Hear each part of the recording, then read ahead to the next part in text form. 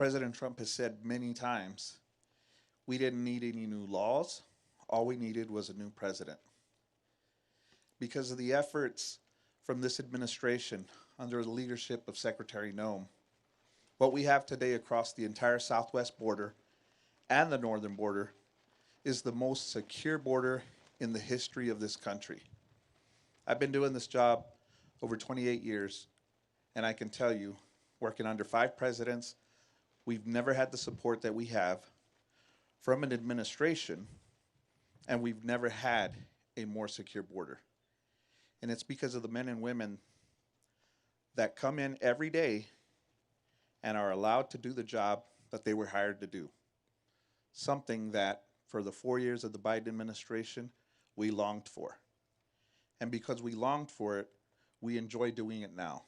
Every day we come to work and want to go and make sure that every citizen of this county, every citizen of this state, and every other state in this country is safe because of the effort and the job that everybody does to make sure that can happen.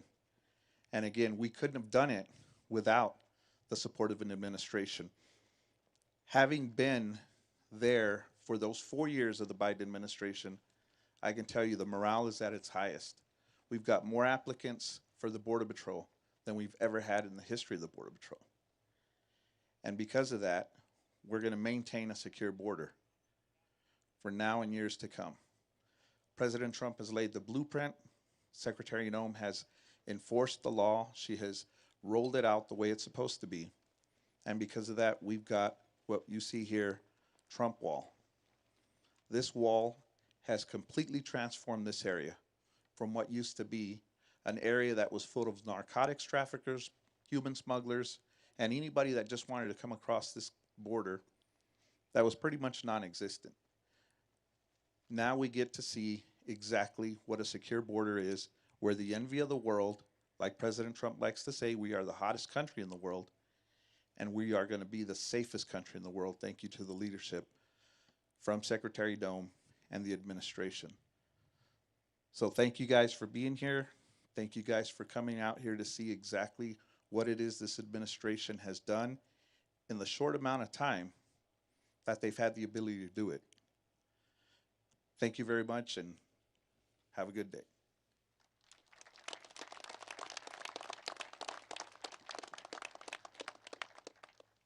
Please welcome Chief of the United States Border Patrol, Mike Banks. Man, good to be back in sunny Arizona. It's been a lot of time out here. I see a lot of familiar faces. Never thought I'd be coming back as the chief, but we're going to drive it like we stole it, right? And so, look, I just want to say this. We've heard whole of government approach our entire careers. We never saw it until January of last year, right? We've got the Coast Guard out here. We've got the Army out here. We've got anybody that's got a 3-letter identifier in their law enforcement job out there fighting illegal immigration in this country. And it's because of the support we're getting from President Trump and the leadership team that he built behind us, from Secretary Noem all the way down to the commissioner, to Todd Lyons with ICE. The level of working together, I didn't believe it was possible. If I would have been told that you have 1 year to get this border this secure, I'd have recommended they hire someone else, because I wouldn't have believed it was possible based on a career of what we've seen. But when this team came in, they do not take no for an answer, and they move those objects out of our way. We talk about morale being high. It's through the roof, because the secretary is empowering us to do what we've always known how to do. We didn't need a single new law, like Paul said. What we needed was an administration that said, Border Patrol, go do what you know how to do and get the border secure. They just came out with the numbers today, a little over 200,000 last year, down from over 2 million the year before, right? We're not done yet. We're all gas, no brakes downhill. We're just getting started. We did that without a single law being changed. We did that, and we didn't get the first dime of money until a few months ago in the big, beautiful bill. And we're going to use that big, beautiful bill to continue building this wall. We're going to continue building wall across. This wall is going to be coming with all the technology that it requires. We're getting the vehicles we need so that agents aren't standing in line waiting to go to work while people are crossing the border. The border's the most secure it's ever been. We're not done yet. We're going to continue getting there. And under the leadership that we have in this president and Secretary Noem, she hears you. She doesn't just hear you, but she responds to you. We spent several hours last night just listening to agents, right?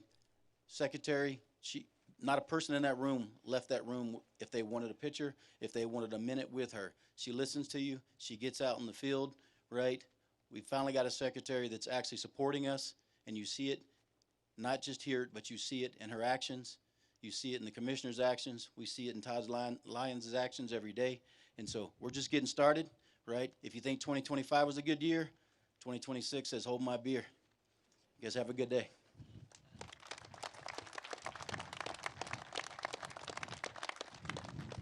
Please welcome senior official performing the duties of the Director of the United States Immigration and Customs Enforcement Agency, Todd Lyons.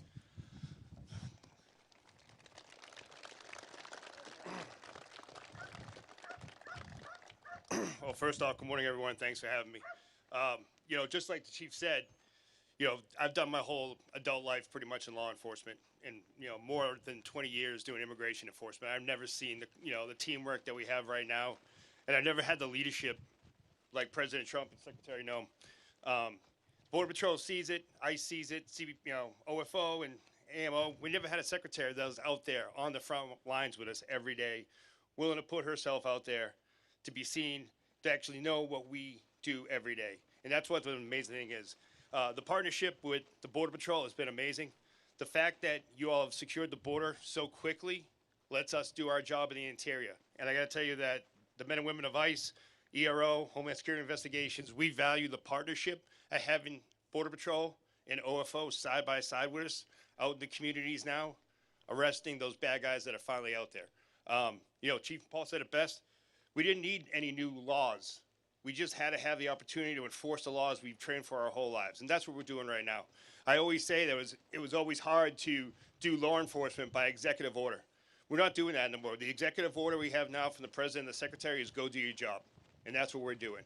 And this last year has been remarkable results, but we still have about 1.5 million individuals in this country that have a final order of deportation, and more than 800 of those are serious, serious criminal actors.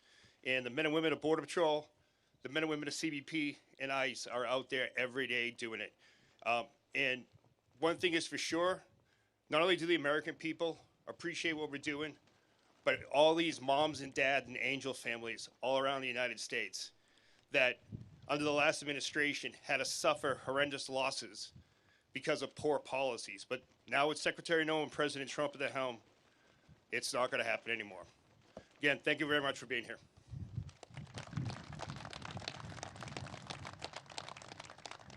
Please welcome Commissioner of the United States Customs and Border Protection Agency, Rodney Scott.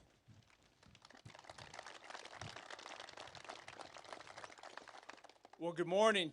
Well, first, I want to thank everybody for being here today, but I want to especially thank everybody that carries a badge in their wallet or pins it on their chest. But in this specific group, I also want to give a shout out to those of you that just wear that mission of protecting this country on your heart, regardless of the badge. Border security is a team sport, and we got to where we are today because of that effort. I want to acknowledge a few that are or are not here today at the federal level, but Department of War, Department of Justice, Department of State, Health and Human Services, and even Department of Interior have played an important role here today, and I'll touch on that a little bit. But we also couldn't do this without some of our state and local partners, and even the next county over from Santa Cruz. I thank them for being here today. But we're here today to celebrate you, but we're also here to celebrate the accomplishments that you made, but it was because of the amazing vision of the President of the United States and his leadership. I want to thank the Secretary for traveling down here today as well, and I think you'll understand how important that is in just a second. But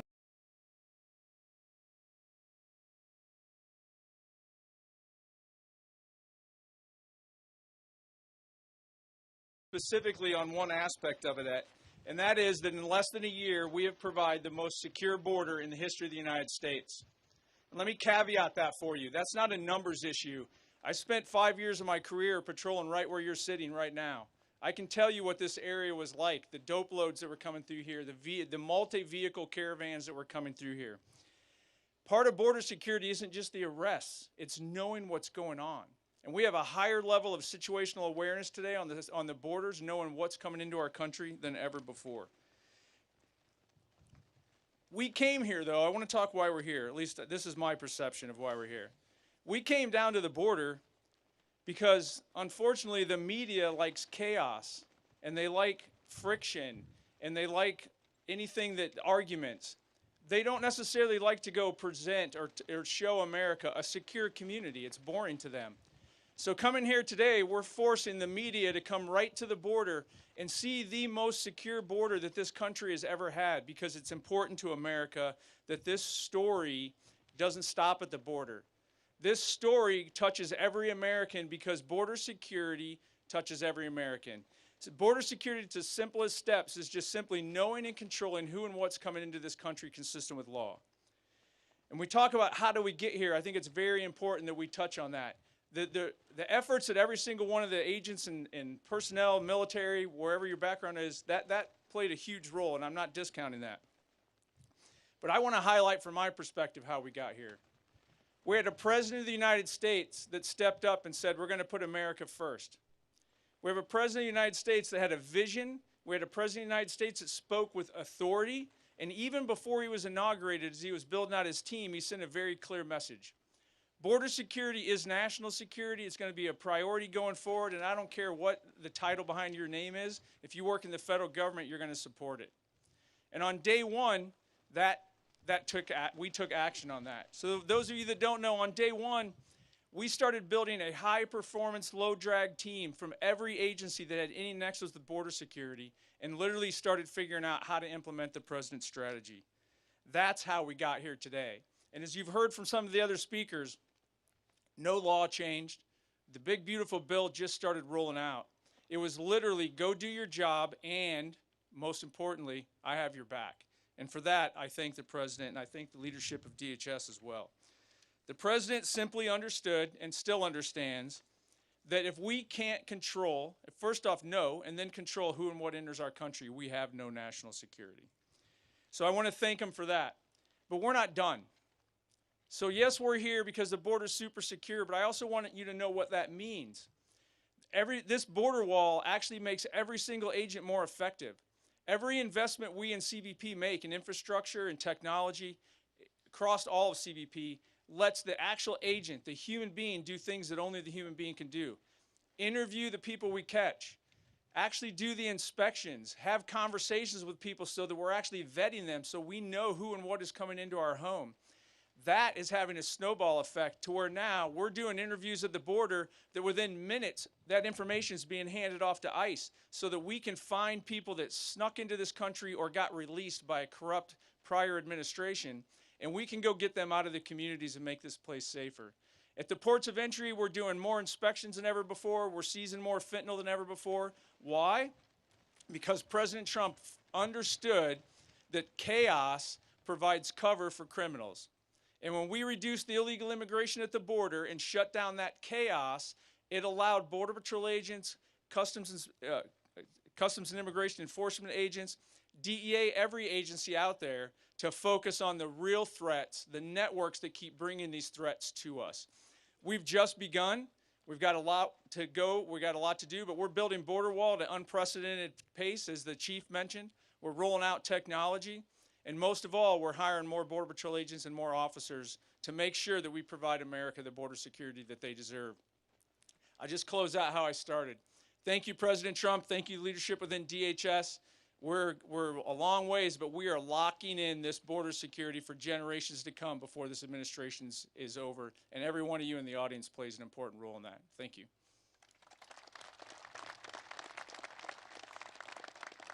Please welcome the 8th Secretary of United States Department of Homeland Security, the Honorable Kristi Gnome.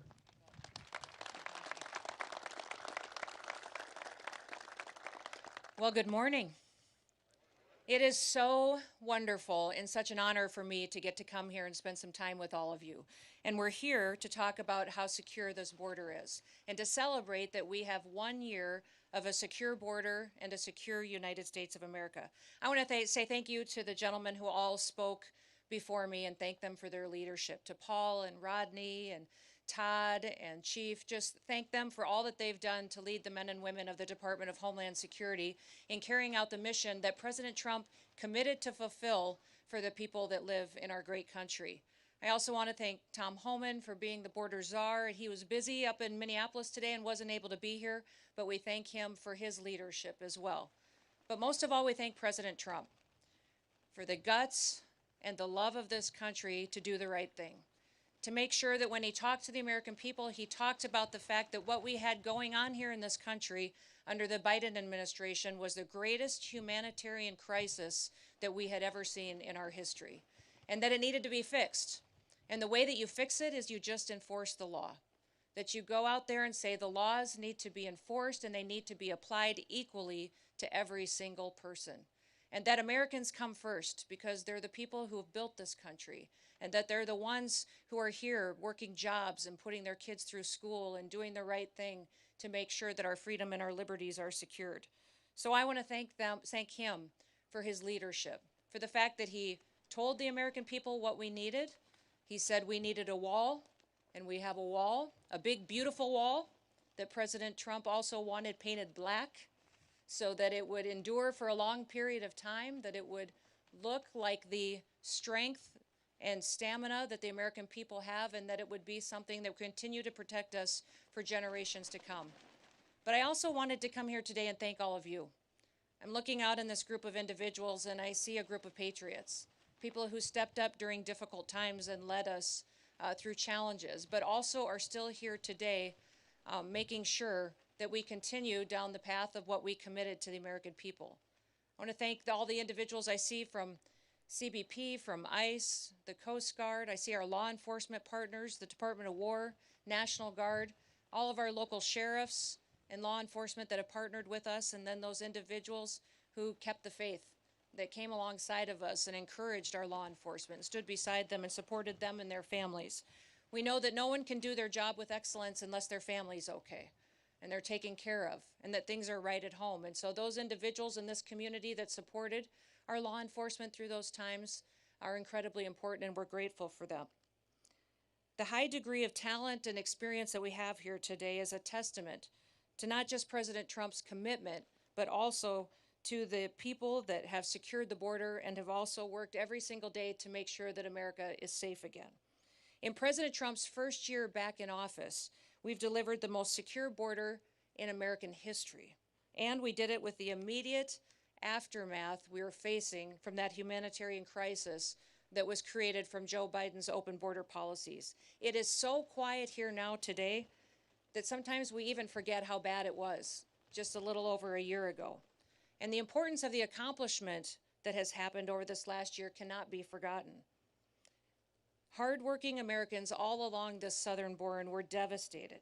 They were trying to do their jobs, educate their kids, and protect the future when they were handed this humanitarian crisis and saw the horrors of what was happening when millions of people were crossing our border unvetted, when they were trespassing onto private property. We had crimes being committed. We saw women and children being trafficked, people dying, and crimes continued to be perpetuated as people were allowed to come into the country unvetted and unstopped. You know, yesterday I was in Eagle Pass, Texas, and I had the chance to tour the border, not just with our Border Patrol agents, but also with the Texas National Guard and the Texas Department of Public Safety. And we looked at some of the areas that were the hardest hit during the Biden border policies. In September of 2023, Eagle Pass saw an unprecedented crisis face them. In fact, they had to declare a state of emergency due to the rush of illegal aliens that were coming into their town and through their community to get into the United States. On one day, they saw over 10,000 people come through that area to get into the United States unvetted and illegally. In just a couple of days, it doubled the population of their town. And it caused a crisis not just for their medical care facilities, their businesses, and their families, but it absolutely crushed them and their economy. And their crime was rampant and overrun. And just last week, or a week or so ago, I got to spend some time in Brownsville, Texas, spent some time with farmers and ranchers. And we talked about what their lives were like just a little over a year and a half ago. How they saw trespassers come onto their property, cut their fences, Their livestock were loose, and sometimes they incurred death there as well. They had crimes, people breaking into their homes and their facilities. They were finding dead bodies on their ranches. In fact, we saw unprecedented death from those illegal migrants that were coming into our country because of the heat exhaustion, and they also were forced into water, and people were drowning because of the crush and the push to take advantage of those open border policies. Those ranchers were talking about how different it was for them now. The fact that their ranches are safe again, that they don't have drug cartels running drugs across their property and down their roads and endangering their children and their schools. Many of the schools in many of these communities had to put up barriers and protections and boulders and rocks just between the roads and their schools to keep their children safe, so they could go in and out and get their education in a way that would protect their lives. When things like this happen, people are not just challenged with the crime, but they're challenged with the fact that their economy is hurt, their businesses are hurt, and also that these illegal migrants were being victimized each and every day. At worst, illegal aliens threatened the lives of American citizens with crime and violence and drugs, but they brought other with them, a recognition that the rule of law didn't matter in America anymore, that laws weren't going to be enforced, and it sent a message around the world that people could just come to America and no one was going to do anything about letting those dangerous individuals come in with terrorists, suspected terrorists and criminals that were allowed to come in with those illegal migrants. And while the left tries to tell us many times that it's somehow compassionate to allow that kind of chaos, it isn't. It was dangerous, not just on this side of the border, but on the Mexican side of the border as well. We saw many of those illegal migrants not be able to survive the brutal terrain. They didn't survive the river crossing. Those causes of death, of heat and water, were dangerous, and the left behind so many bodies that in some counties along the border, they had to install migrant morgues just to pick up the dead bodies that were passing away on their way to try to get into the United States. In fact, during the Biden administration and those open border policies, we saw even the UN declare that the United States and Mexico border was the deadliest land route in the world. Countless people were sexually abused and trafficked over and over again and exploited. One story that I remember that impacted me so dramatically was a horrifying story of a father who paid a smuggler $1,000 to bring his wife and his 2-year-old daughter into the United States. Once they got over the border, those smugglers took that mom and daughter into a stash house and kidnapped them and held them hostage for a ransom and said that father would not get them back unless he paid another $23,000 to them, and said if he did not immediately pay, that they would do things to his daughter that he couldn't even imagine. That was happening on a daily basis because of that invasion. Over those 4 years of chaos and destruction and death, many of the left said that it was compassionate. They said it was compassionate to let millions of people come in unvetted and be subjected to murderers and smugglers and cartels and gang members. Was it compassionate to make Americans share their communities with criminals? Was it compassionate to encourage men and women and children to break the law and to put their lives at risk, knowing that they could be victimized along the way? And was it compassionate to demonize those federal law enforcement officers that took an oath to uphold the law and to keep Americans safe? You know, the left and Democrats dare to harass, threaten, and dox our officers, assault the men and women of the Department of Homeland Security and our federal law enforcement. And they try to say that enforcing our immigration laws and arresting and deporting illegal criminals and violent criminals is inhumane. Well, what about the victims of that illegal crimes? What about the flow of drugs that were coming over our border and killing our next generation of Americans? What about the angel families who lost someone that they dearly love, that they'll never have back again and don't have a future with? They don't talk about the Laken Rileys, the Jocelyn Nungarys. They don't talk about the Rachel Morans.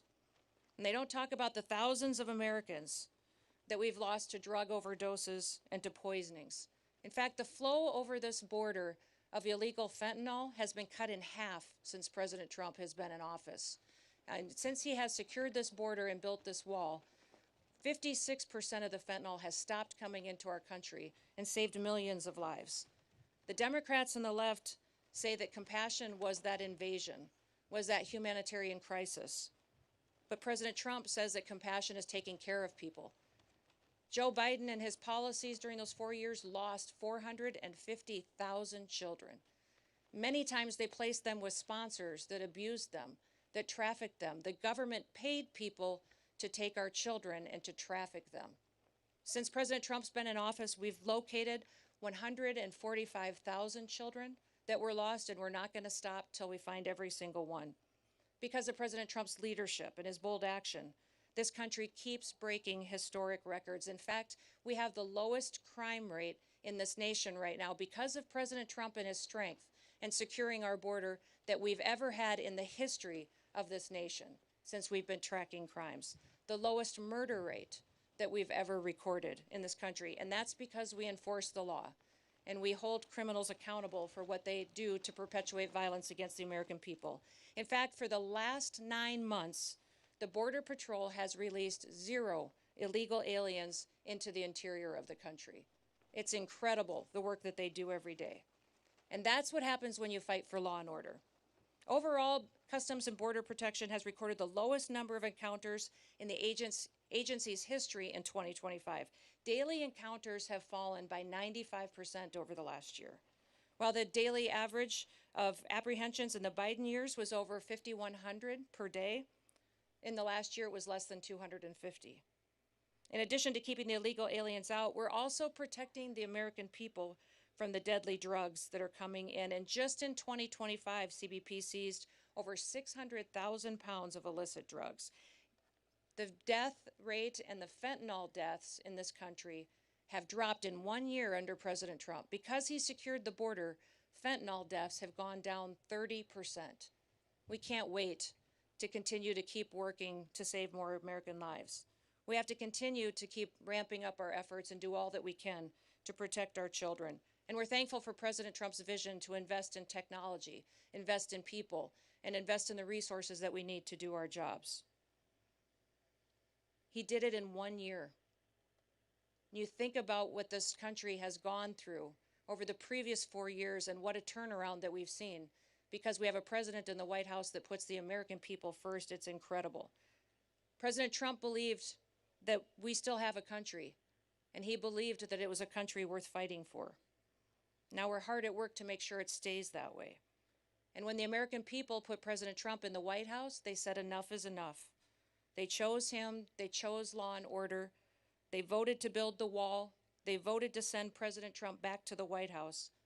And it reminds me of John Adams. He said back in history, when they were building this country and founding this country, he said the very definition of a republic is a government of laws, not of men. We are a government of laws. We are a republic. And for 4 long years before President Trump, we saw what it was like when people put men above our laws. We saw how people were victimized and hurt and abused. And Americans didn't want to live like that anymore. The beauty of our republic is that our people have the freedom to choose. And when they elected President Trump, they chose differently. They chose someone who recognized that a country with no border is no country at all. A country that doesn't enforce its laws is a lawless country. We had never experienced the kind of chaos before in recent history that we saw during the Biden administration. And the American people rejected it. They rejected it and its lawlessness and chose to return to law and order. And with President Trump and all of you great law enforcement officers in front of me and those across the country that do their work every day, we've got a promise of a bright future and a promise of an amazing country for years to come. You have stood up and stood on the line to make sure that we have freedom and liberty for our children and our grandchildren for years to come. Thank you for the work that you do. I pray every day that God will continue to bless you, bless the work that you set your hands to and your families. They'll continue to bless this great country so that we would know that we are all Americans and we're all here. The rest of the world follows America because we are the ones that provide the hope and the future for what the entire world should be. So may God bless you, and thank you so much for being the great Americans that you are. Thank you.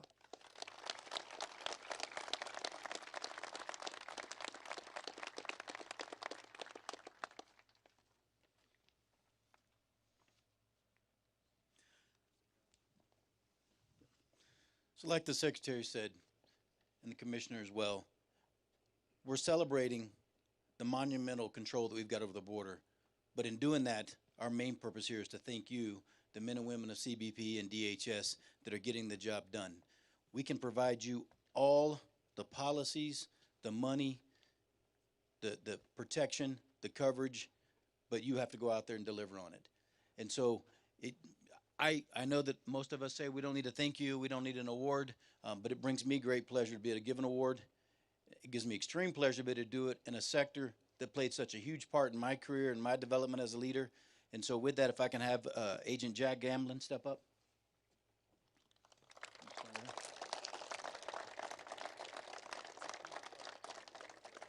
So today, Jack Gamblin is going to receive the Newton Azarack Award. I'm going to read to you why he's receiving that award. On June the 19th of 2024, Border Patrol Agent Jack Gamblin was critical in the apprehension of a Tucson homicide subject who shot at himself and other law enforcement officers in the Bryan Terry Station's area of operation. Responding to the area, Gamblin found the suspect vehicle speeding in his direction while the suspect was firing at Agent Gamblin. Despite no cover and little to no concealment, and at great risk to his personal safety, Agent Gamblin retrieved his service rifle, squared himself off to the threat, and returned fire, neutralizing the threat. BPA Gamblin's exceptional courage and action went above and beyond the call of duty, reflecting the highest credit upon himself and the United States Border Patrol. Agent Gamblin, if you can come over.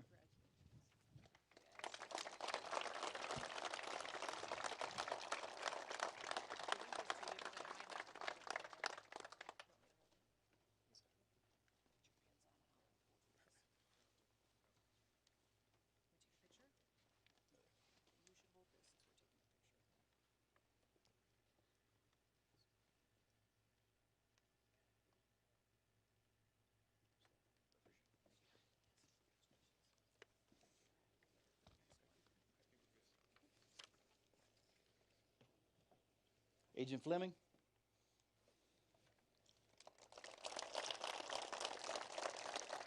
And Agent Gundry. Agent Fleming and Agent Gundry will also be receiving the Newton Azarack Award.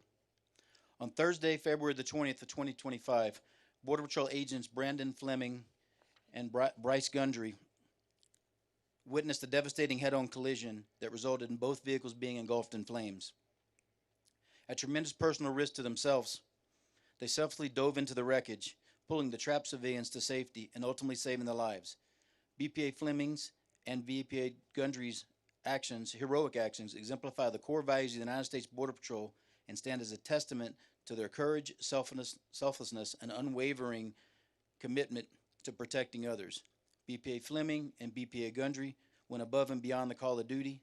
Their bravery brought great credit upon themselves and the United States Border Patrol.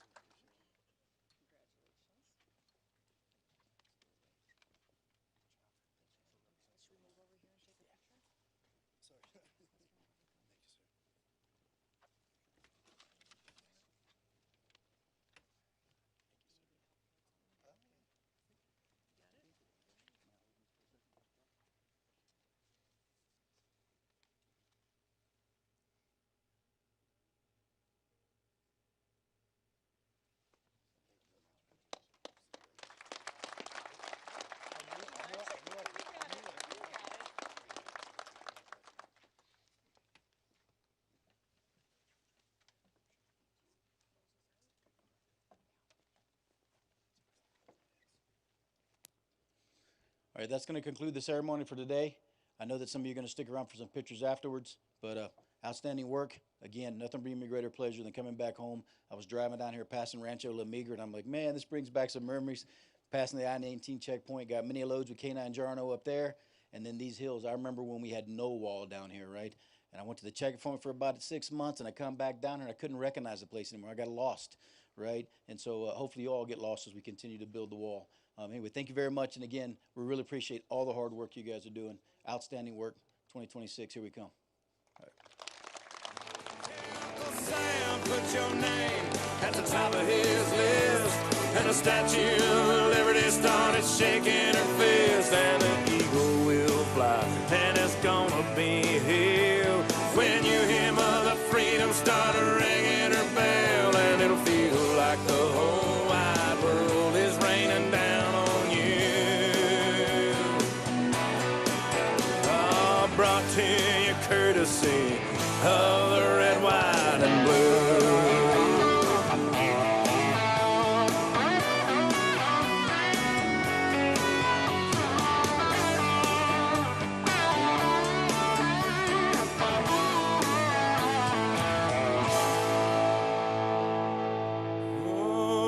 Justice will be served and the battle will rage. This big dog will fight when you rattle his cage. And you'll be sorry that you mess with the U.S. of A. 'Cause we'll put a boot in your ass, it's the American way. Hey, Uncle Sam, put your name at the top of his list, and the Statue of Liberty started shaking her fist, and the eagle will fly, and it's gonna be hell when you hear Mother Freedom start ringing her bell, and it'll feel like the whole wide world is raining down on you. Brought to you courtesy of the red, white, and blue.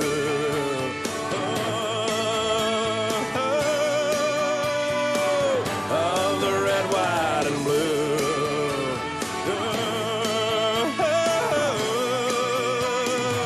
Of my red, white, and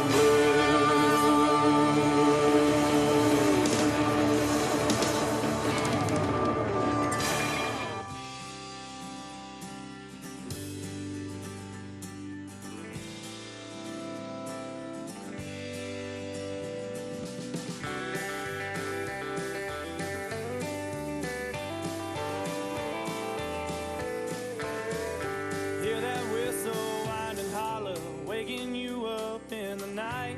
All the way from California, Casanova has arrived. Headlined on the morning paper, you read it by the road, waving goodbye to your neighbor. Where the hell you supposed to go?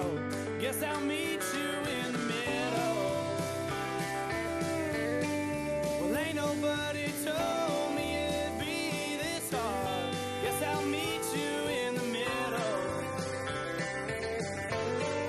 Lord only knows if I'll make it that far. Well, you told me that you loved me, then you headed way out west, chasing dreams that you'd been dreaming, loving boys you never met.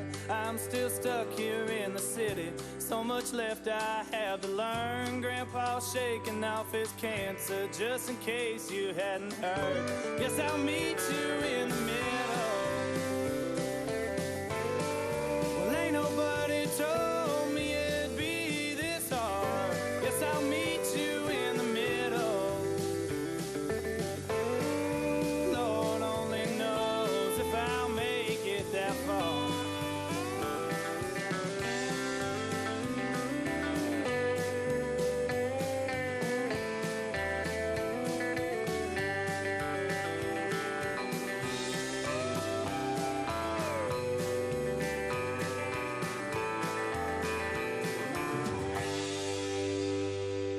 I can hear the whole town whisper, barely making out your name. Said you got some fancy hairdo, my mama's gone insane. Daddy left no goodbye letter, with no pistol on his grave. In the backyard on the blacktop, where he left them good old days.